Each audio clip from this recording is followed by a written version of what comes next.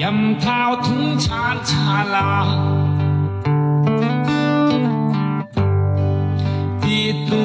วรถไฟขึ้นสระบุรี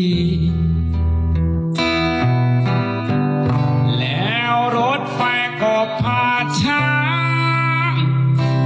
พาวักสวนทางที่ฉันไม่รู้ได้เมื่อวุ่นรถไฟไปสระบุรีก่อนเด้อกำลังแช่แววลอยตามลมไม่เป็นมารับแล้วเด้อไปสระบุรีเลย